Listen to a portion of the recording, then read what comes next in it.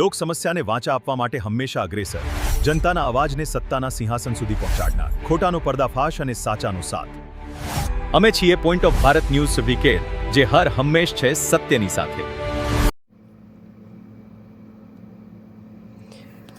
અમીરગઢ તાલુકા પંચાયતનો કબજો શરૂઆતથી કોંગ્રેસ પાસે હતો, જો કે ભાજપ દ્વારા ગત ચૂંટણીમાં ભગવો લહેરાવવામાં આવ્યો હતો અને આજે ચૂંટણી ફોર્મ ભરવાની છેલ્લી ઘડીએ ભાજપ કોંગ્રેસ સાથે આમ આદમી પાર્ટીના દાવેદારોએ પણ એન્ટ્રી કરી હતી.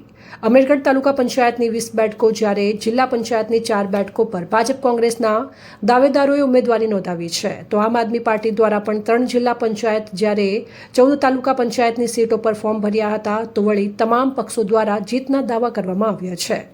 અત્રે ઉલ્લેખનીય છે કે અમીરગઢ તાલુકો એ આદિવાસી અને ડુંગરાળ વિસ્તાર હોવાથી કેટલાક લોકોમાં અસંતોષ હોવાથી ચૂંટણી સમયે તેઓ જે તે મુદ્દાઓ લઈ આગળ મૂકતા હોય છે, તો ઉમેદવારોને રીઝવવા માટે મહેનત કરશે. ગણેશભાઈ દેસાઈ તાલુકા પ્રમુખ ભાજપ, વિનોદભાઈ ચૌધરી તાલુકા પ્રમુખ કોંગ્રેસ, રાજેશભાઈ દામા તાલુકા પ્રમુખ આપ. આજે અમીરગઢ તાલુકાના મુખ્ય મથકે મામલતદાર ઓફિસે અમારા અમીરગઢ તાલુકા ભારતીય જનતા પાર્ટીના તમામ કાર્યકર્તાઓ, જેમાં જિલ્લા પંચાયતના ઉમેદવારો, તાલુકા પંચાયતના ઉમેદવારો બધા ઉત્સાહ અને ઉમંગ સાથે આ વખતે ફરીથી અમીરગઢ તાલુકામાં ભગવો લહેરાવવા માટે, પોતાની હેટ્રિક સત્ય અને નિષ્ઠા સાથે સાબિત કરવા માટે બધા આજે અહીંયા રંગે ચંગે પોતાના ટેકેદારો સાથે બધા પોતાના ફોર્મ લઈને આજે અહીંયા રજૂ કરવાના છે. અને અમને વિશ્વાસ છે અમારા કાર્યકર્તાઓ ઉપર, કારણ કે અમે કમળના નિશાન ઉપર ઇલેક્શન લડીએ છીએ. અમે કોઈ વ્યક્તિત્વને માનતા નથી. અમારી પાર્ટી જેમ કહેવાય છે કે વ્યક્તિત્વ સે બડા દલ ઓર દલ સે બડા દેશ. અમે અમારા રાષ્ટ્રની વિચારધારા સાથે જે જોડાયેલી પાર્ટી છે, એ પાર્ટીના તમામ કાર્યકર્તાઓ શિસ્ત અને અનુશાસનમાં અમે માનીએ છીએ. તો અમારી પાર્ટીના તમામ કાર્યકર્તાઓ આજે કમળના નિશાન ઉપર બધા ઉમેદવારી નોંધાવવા માટે આવ્યા છીએ અને બધા સૌ ઉમંગ અને ઉત્સાહ સાથે આવ્યા છે. અને અમને વિશ્વાસ છે કે આ વખતે ફરીથી અમે અમીરગઢ તાલુકામાં ભગવો લહેરાવીશું અને અમે અમારી હેટ્રિક સાબિત કરીશું.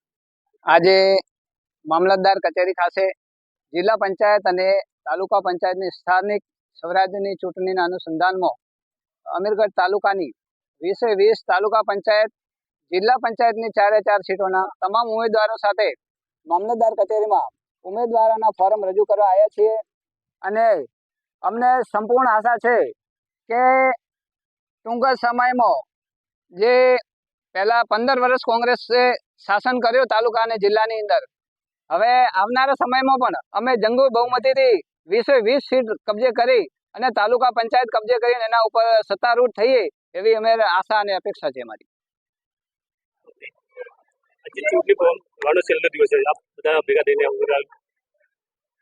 આજ રોજ જે સ્થાનિક સ્વરાજ્ય ચૂંટણીને લઈ તાલુકા જિલ્લા પંચાયત ચૂંટણીને લઈને આજે છેલ્લો દિવસ છે, એની અંદર અમીરગઢ તાલુકા લેવલે આઝાદીના આજે 70-78 વર્ષ થઈ ગયેલા છે. અને અમીરગઢ તાલુકો એક એવો પછાત વિસ્તારનો તાલુકો છે. એની અંદર આમ આદમી પાર્ટી આ વખતે શુભ શરૂઆત કરવા જઈ રહી છે. અને આમ આદમી પાર્ટીએ આજના લગભગ 3 જિલ્લા પંચાયતના ફોર્મ ભરી ચૂકી છે અને 14 તાલુકા પંચાયત ફોર્મ ભરી ચૂકી છે અને બાકીના ફોર્મ પ્રોસેસમાં ચાલુ છે. અને આમ આદમી પાર્ટીને આવવાનું એક જ કારણ અમીરગઢ તાલુકાની અંદર કે લોકશાહી છે. લોકશાહીની અંદર લોકોનો અવાજ આજે દબાવવામાં આવેલો છે. એક પણ એવી કચેરી ન હોય કે લોકોના હક અધિકાર મળતા હોય. શિક્ષણ હોય, આરોગ્ય, રોજગાર હોય, તે દરેકમાં ભ્રષ્ટાચાર ચાલે છે. અને ભ્રષ્ટાચાર નાબૂદ કરવા માટે એક આમ આદમી પાર્ટીએ એક પહેલ કરી છે. અને અમે આમ આદમી પાર્ટી લોકો સાથે જનતાનો અવાજ જે આજે દબાયેલો છે એ ન દબાય એના માટે ભારતીય જનતા પાર્ટી સત્તા પક્ષની સરકાર એ ઘમંડમાં આવી છે. અને આજે સત્તા પક્ષની સરકાર પણ જે જનતાનો અવાજ નથી સાંભળતી અને કોઈ અવાજ ઉઠાવે એને જેલ ભેગા કરવાના. આજે અમારા ગુજરાતની વાત કરીએ તો ગુજરાતની અંદર આખા હકની અધિકારની અમે લડાઈ લડતા હોય ત્યારે પોલીસ વચ્ચે આવે છે. પોલીસને શાંતિ સલામત સુરક્ષા જાળવવાની હોય ત્યારે અમે આમ આદમી પાર્ટીના લોકો જે એમને દેખાશે અને એમને જેલ ભેગા કરતા હોય એ હવે અમે જનતા જાગી ગયા છે. અમે જનતાને ઘરે ઘરે જઈને જાગૃત કરીશું.